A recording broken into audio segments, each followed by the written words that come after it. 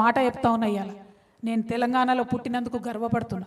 ఎన్ని కష్టాలన్నా కానీ, ఎన్ని నష్టాలన్నా కానీ, ఏమన్నా కానీ, ఎన్ని జన్మలున్నా మళ్ళా తెలంగాణలోనే పుట్టాలని కోరుకుంటున్నా.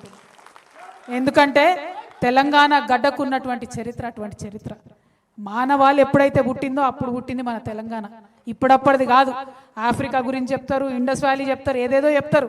కానీ మన తెలంగాణకు కూడా అంత గొప్ప చరిత్ర ఉంది, అంత పునీతమైన చరిత్ర ఉంది, అంత పురాతనమైన చరిత్ర ఉంది.